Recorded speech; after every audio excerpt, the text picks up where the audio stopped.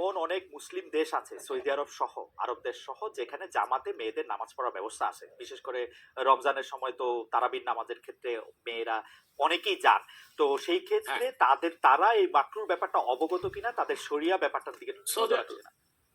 আপনি হয়তো বা ভুলে গেছেন আমার উত্তরটা হানাফি মাযহাব মতে মাকরু। আমরা যেহেতু মাযহাব হানাফি মানি এই জন্য মাকরু, কিন্তু সৌদি আরবে হানাফি মাযহাব না, হাম্বলি মাযহাব, সেখানে মাকরু না।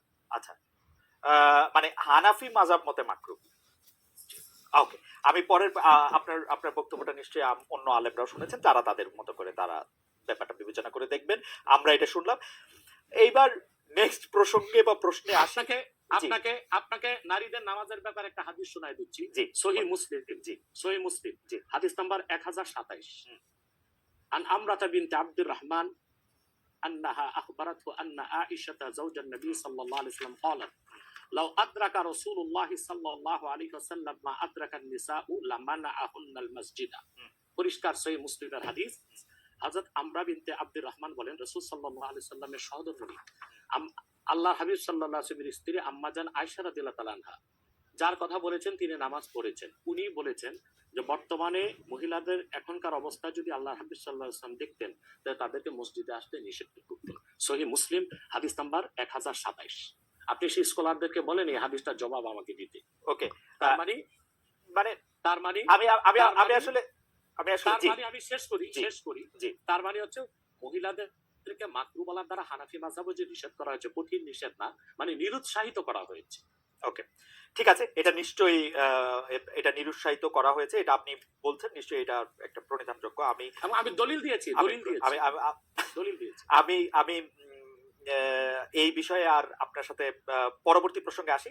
সেটা হচ্ছে যে আমরা মানে আপনি এখানে আসবেন, অনেকে অনেক ধরনের মন্তব্য করেন, প্রশ্ন করেন, অনেকের মধ্যে অনেক ধরনের উৎসাহ আছে, অনেক ধরনের জানার বিষয়ও আছে। সেই জন্য আপনি যেটাকে বলছে হচ্ছে যে আপনাকে বলা হচ্ছে যে একজন পেশাদার বক্তা, যখন যেহেতু আপনি বক্তৃতা দিয়ে টাকা নিয়ে থাকেন, এইটা আপনি ঘন্টায় কত টাকা নেন সেটা নিয়েও মানুষের মধ্যে উৎসাহ আছে। এই ধরনের বিষয় নিয়ে আপনি কি বলবেন? কেউ কেউ আবার বলে থাকেন আপনি যে বক্তৃতা দেন সেটা দিয়ে একটা নির্দিষ্ট অঙ্কের টাকা নেওয়াটাও আসলে ঠিক হচ্ছে কিনা, সেটা নিয়ে অনেকে প্রশ্ন। অনেকে, গোস্তাকি মাফ করবেন, অনেকে আপনাকে হেলিকপ্টার হুজুর বলেন, কারণ আপনি বিভিন্ন জায়গায় হেলিকপ্টারে যেতে পছন্দ করেন। এই ধরনের নিউজ, এই ধরনের আলোচনা আপনি আসলে কিভাবে নিয়ে থাকেন? দেখেন, আপনি একজন স্বনামধন্য সাংবাদিক এবং আপনি সাংবাদিকতার মাধ্যমে বাংলাদেশের অনেক উপকার করেছেন, কিন্তু কোনো হিংসুক বা নিন্দুক যদি বলে খালেদ মহিউদ্দিন একজন বাচালি করে টাকা কামাই করে, এটাকে আপনি মানবেন? মানবো। আমি বক্তা না, আমি হচ্ছে দায়ী আল্লাহ। আমি আপনি ঠোঁটে চেয়ে খান, কিন্তু আমি মেধা দিয়ে সেবা করি মানুষকে। আমি বক্তা নই। আমার পরিচয় হচ্ছে, দেখুন আমাদের একটা ইতিহাস আছে, আমি পেশাদার কোনো বক্তা নই। আমি হচ্ছে দায়ী আল্লাহ, আল্লাহ দিনের দাওয়াত মানুষের কাছে পৌঁছে দিই। এখন আসে টাকার বিষয়। বাংলাদেশে কেউ কোনোদিন দেখাতে পারবে না আমি আমার নিজের জন্য কোনো টাকা চেয়ে নিই। যদি আমি কোনো প্রোগ্রামে কন্ট্যাক্ট করে টাকা নিতাম তো সর্বনিম্ন 3 লাখ টাকা রেট রাখতাম, কিন্তু কখনো কখনো আমাকে তারা খুশি হয়ে যাবে সেটা আমি নিয়ে থাকি। দ্বিতীয় হচ্ছে হেলিকপ্টার প্রসঙ্গ, এটা হচ্ছে আমার অত্যন্ত প্রয়োজন। হেলিকপ্টারটা আমার চেয়ে বেশি বাংলাদেশে শেখ হাসিনাও ব্যবহার করেনি, এটা আমি অহংকার করে বলছি না, আল্লাহ তাআলার শুকরিয়া আদায় করছি। এবং বাংলাদেশে অনেক বক্তা বা স্কলার এক সময় আমার বিরোধিতা করেছে, আমি হেলিকপ্টার কেন চলি, হেলিকপ্টারে কেন যাই। বাংলাদেশে 2014 সাল থেকে ব্যাপকভাবে আমি হেলিকপ্টারে যাচ্ছি। এখন অনেক বক্তা, স্কলার বা স্ক্রু ড্রাইভার যাই বলেন, তারা হেলিকপ্টার ব্যবহার করছে, এখন আর সমস্যা হচ্ছে না। আমার তো একই সমস্যা ছিল। হেলিকপ্টারটা কেন ব্যবহার করি, আপনাকে একটা সহজ উদাহরণ দিচ্ছি। গত পরশুদিন আমার একটা প্রোগ্রাম ছিল মেঘনাতে, দিনে বা আদে জোহর, আর রাতে আমার প্রোগ্রাম ছিল রংপুর হারাগাছ, সেটা মিডিয়াতে ব্যাপক প্রচার হয়েছে। পরের দিন আমার প্রোগ্রাম ছিল কালকে লোহাগাড়া, এই চট্টগ্রাম সাতকানিয়া। এখন আমি হেলিকপ্টার ব্যবহার না করে দিন ও রাতে 3টা প্রোগ্রাম করা কি আদৌ সম্ভব? না, সম্ভব না। যেখানে আমার বাড়ি আব্বাসী মঞ্জিল থেকে চিটাগাং রোড যেতে 1.5 ঘন্টা লাগে, তা আমি কিভাবে মেঘনার প্রোগ্রামটা দিনে করে রাতে হারাগাছ করে পরের দিন চট্টগ্রাম যাই? আমাকে তো অনিবার্য কারণে হেলিকপ্টার ব্যবহার করতে হচ্ছে, এবং সেটা জনগণই দেখে। এর জন্য তো আমাকে হেলিকপ্টার হুজুর বলতে পারে না। এখন যে হুজুর নৌকায় চড়ে মাহফিল করতে যায় তাকে কি নৌকা হুজুর বলবেন? বা যিনি প্রাইভেট কারে প্রোগ্রাম করতে যায় তাকে কি বলবেন? ট্যাক্সি হুজুর? এগুলো হচ্ছে আমি গাড়িও ব্যবহার করি যখন যেটা লাগে। আমি এখন আমি আমি আমি আমি এখন প্যারাড ইউজ করতেছি, এটা 3 কোটি টাকা। আমি ভিএট ইউজ করি 8 কোটি টাকা। আমি হেলিকপ্টার ইউজ করি, এটা 14 কোটি টাকা। এখন আমি নৌকাতেও যাই, যেখানে যেভাবে আমার সুবিধা তখন সেভাবে সেখানে আমি না, সেটা ঠিকই আছে। আমি কিন্তু মনে করি যে এখন হিংসুক বা নিন্দুকরা কি বললো সেটা তো আপনার মতো না, সেটা ঠিক আছে। না না না না, আমি কিন্তু মনে করি যে আপনাকে যত ব্যস্ত থাকতে হয়, আপনি যদি পথে এর মধ্যে থেকে আপনার দিনের একটা বড় অংশ আপনি ব্যয় করেন, এটা আপনার জন্য এটা আসলে কোনোভাবেই এটা মানে এটা কেউই এটা করবে না। আমার কাছে মনে হয় যে আপনার ব্যস্ততার জায়গা থেকে আপনার এটা করতেই হবে। কিন্তু আমার যে প্রশ্ন ছিল যে আপনি এর জন্য নিজেকে একজন প্রফেশনাল স্পিকার মনে করেন কিনা, আপনি মনে করেন কিনা যে আপনি যে বিভিন্ন জায়গায় বক্তৃতা দিতে যাচ্ছেন এবং আপনার যে একটা অসম্ভব চাহিদা বিভিন্ন জায়গায়, আজকে এখানে কালকে সেখানে, সেইটা আপনার আয়ের একটা বড় উৎস কিনা? দেখুন, এটা ছাড়া আমার আয়ের ব্যবস্থা ছিল। আমাদের যে বাংলাদেশে আমাদের যে আধ্যাত্মিক ঘরানার আমরা সন্তান, আপনি জানেন আমাদের বংশের মুরব্বী শাহ কারামত আলী জনপুর রহমতুল্লাহ, তাকে বলা হয় বাংলাদেশের আধ্যাত্মিক জনক।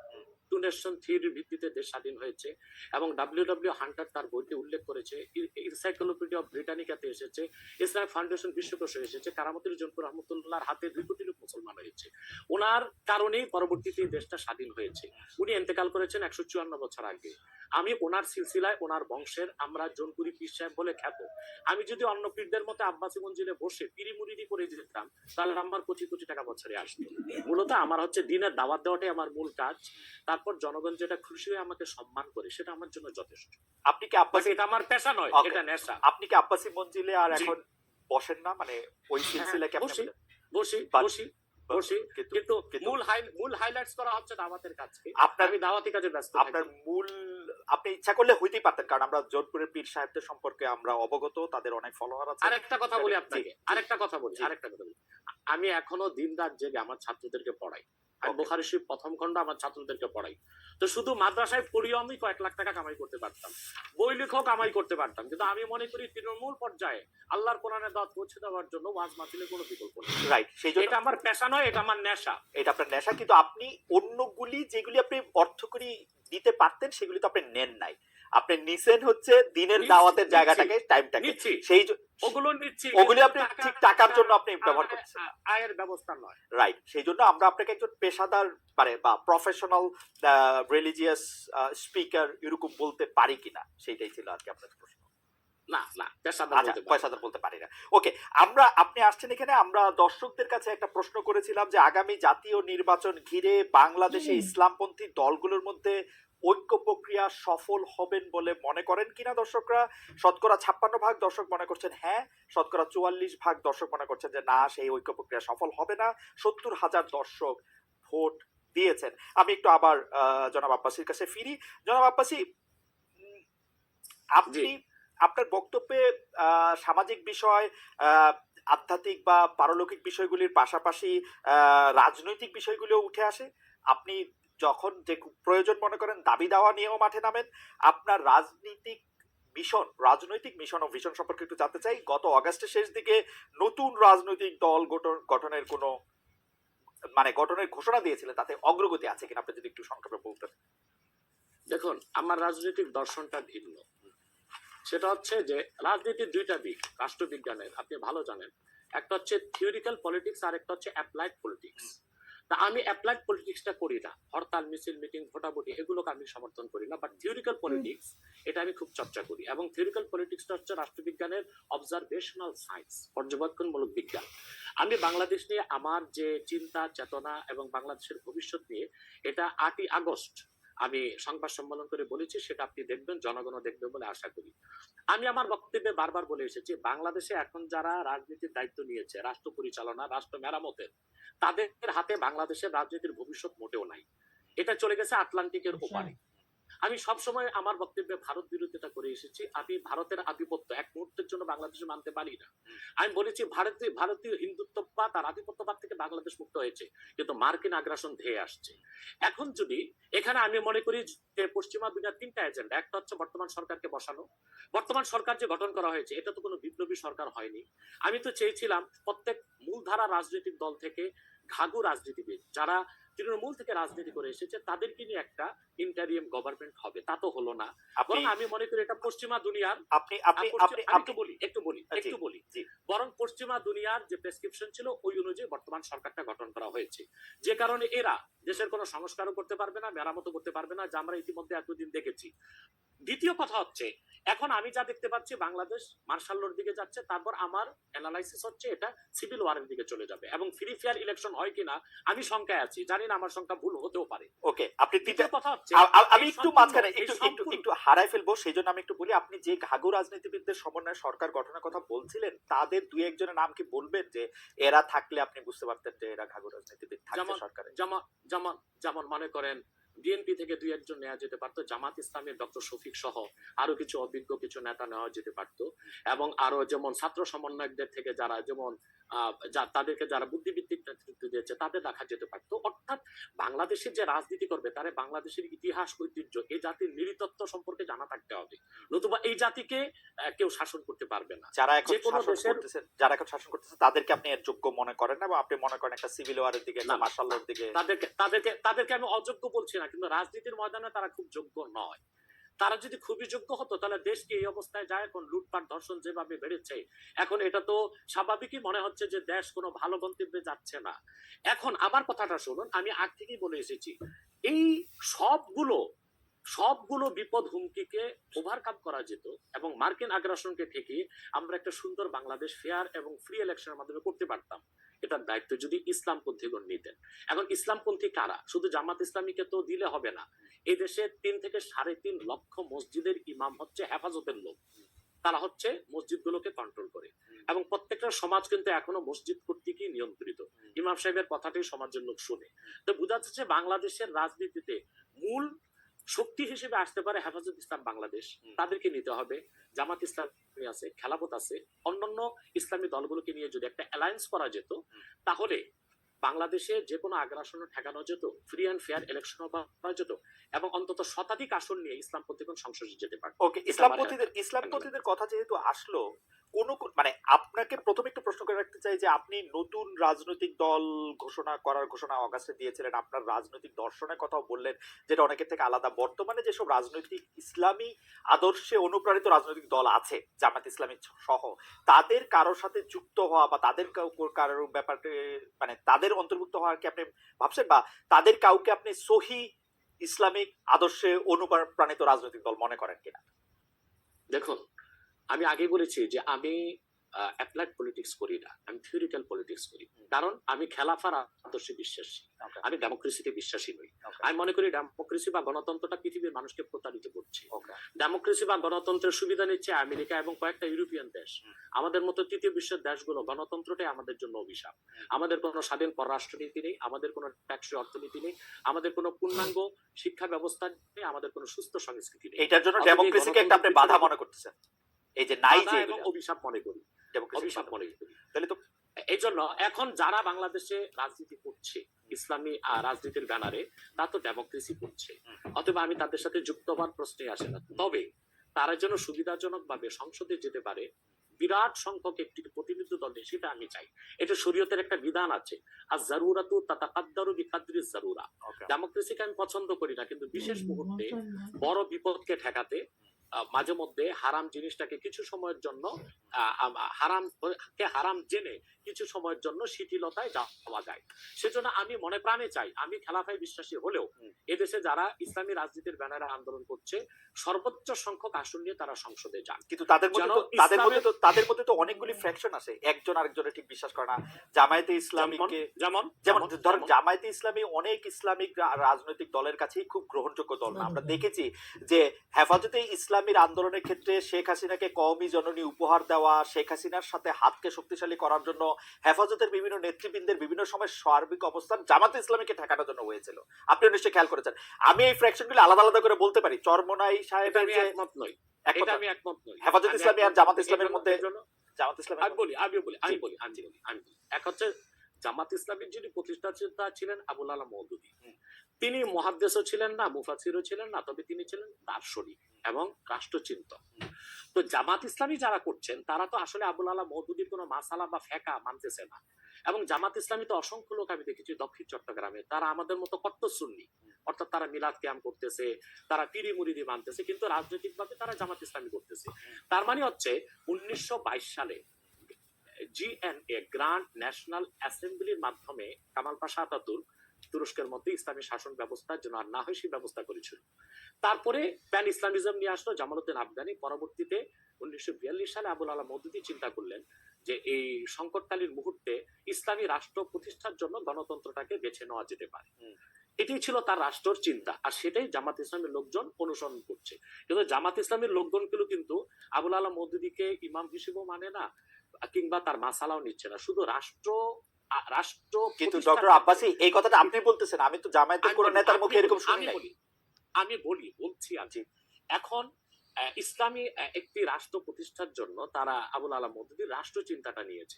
এখন আমরা বা অন্য হেফাজত ইসলাম বা কওমি ঘরানার যারা বিরোধিতা করি জামাতের, সেটা হচ্ছে আবুল আলা মওদুদীর আকীদা যে ভুল ত্রুটি ছিল সেটার বিরোধিতা করি আমরা। কিন্তু একটা কথা মনে রাখবেন, ইসলামের মৌলিক বিশ্বাসের ক্ষেত্রে জৌনপুর, ফুরফুরা, দেওবন্দ, কওমি, চরমনাই, জামাত, মসজিদ সবাই কিন্তু এক। ওকে, আপনি দেখেন, আপনি মনে করছেন যে আপনি দেখেন, আমি বলি যেমন 13 সালের 5ই মে শাপলা চত্বর আমি উপস্থিত হয়েছিলাম কয়েক লক্ষ লোক নিয়ে। আমি তো জনপুরের এবং আমাকে সুন্নি বলেই জানে, কারণ হেফাজত ইসলামের 13 দফা দাবি আমাদের সকল মুসলমানের দাবি ছিল। এবং সেখানে সারা বাংলাদেশ থেকে 13 সালের 5ই মে জামাত ইসলামী ও শিবিরের লোকজন 200 বাস নিয়ে উপস্থিত হয়েছিল, কারণ ওই 13 দফা দাবির পক্ষে তারাও ছিল। হয়তোবা তারা রাজনৈতিক ভাবে বলতে পারছে না, কিন্তু সেখানে উপস্থিত হয়েছিল।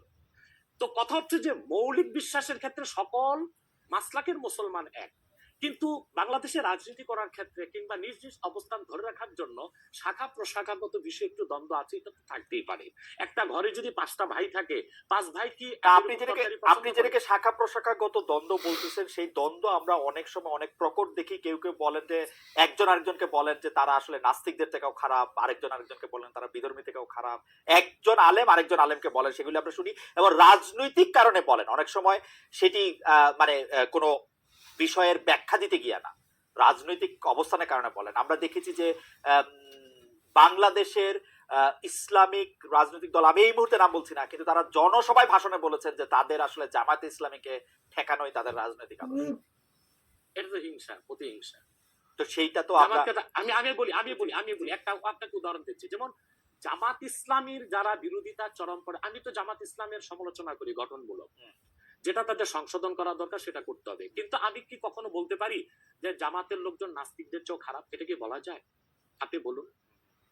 এখন মনে করেন 13ই মে আপনি বলছেন, সেটা বলছি না, কিন্তু আমি বলছি একজন ইসলামী আলেম বলে আমরা একজনকে চিনি, তিনি আরেকজনকে বলতেছেন। আমি তাকে চিনি। ওই লোকটা যে লোকটা বলেছেন তার নামটা আমিও নিব না, কিন্তু বাংলাদেশে এমন অনেক ইসলামী রাজনীতির ব্যানারে রাজনীতি করছেন যারা কিনা মোসাদ বা র কিংবা সিআই এর পেইড এজেন্ট হয়ে বসে আছে। এখন রাজনৈতিক আক্রোশে অনেকে অনেক কথাই বলে, যেমন জামাত ইসলামীর বিরোধিতা করতে যে ফরিদউদ্দিন মাসুদ এবং কিছু আলেম শাহবাগীদের সাথে একাত্মতা ঘোষণা করছে। এটা কেন করছে? তাহলে কি শাহবাগী না, তাহলে কি মতিউর রহমান নেজামী, দেলোয়ার হোসেন সাইদি তাদের চেয়ে ভালো ছিল শাহবাগীরা? যে মতিউর রহমান নেজামী, দেলোয়ার হোসেন সাইদি বা জামাতের যাদের ফাঁসি হয়েছে তাদের ফাঁসি দায় কার্যকর করতে ফরিদউদ্দিন মাসুদ শাপলা চত্বরে চলে গেছে, শাপলা চত্বর না শাহবাগ চত্বরে চলে গেছে, নাস্তিক ব্লগারদের সাথে একাত্মতা ঘোষণা করছে। তো বুঝাই যাচ্ছে এটা একটা রাজনৈতিক আক্রোশ ছিল, রয়ের পারপাস সার্ভ করার জন্য এই কাজটা করেছিল কিছু আলেম। অথবা ওই ধরনের কোন আলেম কি বললো, তার মুরিদ কত, তার জনসংখ্যা কত, সেটা কোনো দেখার বিষয় না। সেটা বুঝাই যাচ্ছে কোন একটা ইন্টেনশন থেকে সে কাজটা করেছে বা বলেছে। কিন্তু আমাদের কিন্তু ইনসাফে থাকতে হবে। আমরা আবুল আলা মওদুদীর বা জামাত ইসলামীর সমালোচনা গঠনমূলক ভাবে করে আসছি, করতেছি। যেমন আমি জামাত ইসলামী মানে আপনি যেমন বললেন যে মওদুদী সাহেবের ফিলোসফিটা জামাতে ইসলামী আসলে সেইভাবে নিতেছে না, কিন্তু আমি কিন্তু এই কথা জামাতে ইসলামের কোন শীর্ষ নেতৃত্বের কাছে শুনি নাই। সত্যি কথা বলবে না। হ্যাঁ, বলবে না কেন? বলবে না কেন? তারা যদি এটা না নেয় তাহলে এটা বলবে না কেন? হতে পারে এই জন্য বলবে না যে আপনার কর্মীদের মনোবল ভেঙে যাবে। কিন্তু আমি শীর্ষ নেতাদের মুখে শুনেছি, দেলোয়ার হোসেন সাইদি সাহেব একজন বাংলাদেশে জাদ্রেল একজন স্কলার ছিলেন এবং আপনি জানেন তার জনপ্রিয়তা এখনো কিন্তু একেবারে আকাশ ছোঁয়া। জনপ্রিয় আলহামদুলিল্লাহ, সেটা বলি। সাইদি সাহেব ব্যক্তিগত জীবনে আবুল আলা মওদুদির কোনো মাসালা মেনেছিলেন? তিনি তো হানাফি মাযহাবের মতে নামাজ পড়তেন, লম্বা দাড়ি রাখতেন, এবং তিনি পীর ঘরানা থেকে এসেছেন। তার বাবা ছিলেন ফুরফুরার মুরিদ। ডক্টর আব্বাসী, আমি এটা প্রশ্ন সরাসরি করি। ডক্টর আব্বাসী, আমি এটা প্রশ্ন সরাসরি করি। আপনি সোজা সাপটা কথা বলেন, আপনাকে সরাসরি কথা বলি। এই মওদুদির আদর্শটা জামাত সরাসরি অস্বীকার করা না পর্যন্ত আমি মওদুদি সাহেবের জায়গায় রাখতে চাই, কিন্তু মওদুদি সাহেবের আদর্শটা তারা সরাসরি ভাবে ধারণ করার কথা বলে যে একটা ইসলামিক রাজনৈতিক প্ল্যাটফর্ম তৈরি করেছে, আপনি কি সেটাতে যাইতেন? সেইটা আপনি আমল করেন আর না করেন? তাহলে দুইটা কারণে যেতাম। তো জনাব সাইদি যে গিয়েছিলেন সেটাকে আপনি সঠিক মনে করেন? না, সাইদি সাহেব কেন গিয়েছিলেন সেটা তার, আপনি বলতেছিলেন যে তিনি আমলটা করেন নাই, কিন্তু আদর্শের এই ঘরানায় কি আপনি আসতেন?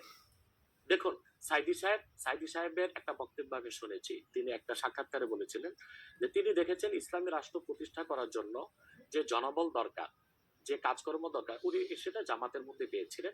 সেজন্য তিনি জামাতের রাজনীতিতে ছিলেন, কিন্তু ব্যক্তিগত জীবনে তিনি তো হানাফি মাযহাব মেনেছেন। আহলুস সুন্নাহ ওয়াল জামাতের আকীদা বিশ্বাসী লালন করতেন অধিকাংশ ক্ষেত্রে, এবং তিনি পীর ঘরানার ছিলেন এবং পীর মাশায়েখদেরকে যথেষ্ট শ্রদ্ধা করতেন। আমি আগেই বলেছি যে বাংলাদেশে জামাত ইসলামী আকীদাগত দিক দিয়ে আবুল আলা মওদুদের আকীদা সবাই গ্রহণ করে নাই। দক্ষিণ চট্টগ্রামের যারা জামাতের নেতা আমির, তারা আমাদের সাথে দক্ষিণ চট্টগ্রাম। আচ্ছা, এই ব্যাপারে আপনার বক্তব্য পরিষ্কার। আমি এই ব্যাপারে আবার উত্তরবঙ্গে যারা জামাতের নেতা তারা লামাযহাবী, তারা মাযহাবী মানেন না। সেজন্য আমি বলেছি আবুল আলা মওদুদি তিনি কোনো ইমাম ছিলেন না, তিনি ছিলেন রাষ্ট্রচিন্তক, দার্শনিক। তো তিনি একটা ইসলামী একটি শরিয়া রাষ্ট্র কায়েমের জন্য তিনি যে রাজনৈতিক দর্শন দিয়েছিলেন সেটা জামাত নিয়েছে, কিন্তু আবুল আলা মওদুদির আকীদায় যথেষ্ট ত্রুটি ছিল, সেটা আগেও বলেছি, এখনো বলছি।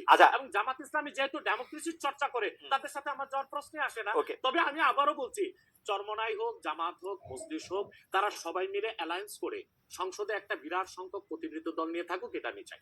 ওকে, আমি জাস্ট এটাতে একটু ছোট্ট করে একটা জিনিস যোগ করে আমি জামাতের এবং রাজনৈতিক প্রসঙ্গে আসবো। আমি শুধু একটু ধর্মীয় প্রসঙ্গে একটু আসতে চাই। আপনি লামাযাবিদের কথা বললেন, লামাযাবিদের অনেকেই, আপনি যে নিজেকে একজন গর্বিত কট্টর সুন্নি বলে পরিচয় দিচ্ছেন, সেই জায়গায় আপনাদের বিশ্বাস এবং ধর্মাচরণে, যেটাকে ঈমান আর আকীদা বলা হয়, সেটার মধ্যে অনেক ত্রুটি রয়েছে বলে তারাও মনে করেন, এবং তারা এই ব্যাপারটা নিয়ে তারা একটা অবস্থান নিয়ে থাকেন বিভিন্ন জায়গায়।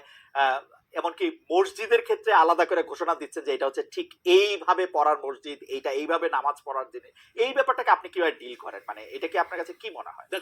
দেখুন কথা হচ্ছে যে যারা লামাযহাবী, তাদের লামাযহাবীরা পৃথিবীর কোনো মুসলিম রাষ্ট্রে স্বীকৃত নয়। যেমন সৌদি আরবতে আব্দুর রহমান আস-সুদাইস কাবাগরের ইমাম সাহেব বলেছেন লামাযহাবী একটা বাতিল ফিরকা। সেখানে হাম্বলি মাযহাব চর্চা করা হয় এবং সেখানে কোরআন সুন্নাহ মোতাবেক চলার স্বাধীনতা দিয়েছে সৌদি সরকার। এবং রাষ্ট্রীয় অধিক মাসালার ক্ষেত্রে সৌদি সরকার হাম্বলি মাযহাবের মত নিয়েছে এবং ইমাম আবু হানিফার হানাফি মাযহাব থেকে মত নিয়েছে। যেমন শাফি, মালিকি, হাম্বলি 3 মাযহাবী বেনামাজি যদি মুসলিম হয় তাকে মৃত্যুদণ্ড দিতে হবে, কিন্তু ইমাম আজমের মাসালা হচ্ছে যে না, যদি কেউ মুসলিম পরিচয় দেয়, অমুসলিম নামাজ পড়বে না, এটাই স্বাভাবিক। মুসলিম যদি পরিচয় দেয় আর সে নামাজ না পড়ে, তাকে বেত্রাঘাত করা যাবে। এই ক্ষেত্রে সৌদি সরকার হানাফি মাযহাবটা নিয়েছে। তো লামাযহাবীটাকে, লামাযহাবী হচ্ছে সে কোনো মাযহাব মানে না। মূলত এটা ইংরেজদের এই ফেতনাটা তৈরি করে গেছে ইংরেজরা। পৃথিবীতে 200 বছর আগে লামাযহাবী বলে কোনো মত বা ফেরকা ছিল না, সালাফি নামে কোনো দল ছিল না, আহলে হাদিস নামে কোনো দল ছিল না। আমরা তো আহলে হাদিস কারা? যারা হাদিসের অনুসরণ করে। হানাফি মাযহাবের চেয়ে বেশি হাদিসের অনুসরণ কোনো মাযহাবী করে না। দ্বিতীয় হচ্ছে, আপনি যদি বলেন তারা বলে আমার ত্রুটি আছে আমার বিশ্বাসে আকীদা, আমি বলবো চোরের মার বড় গলা।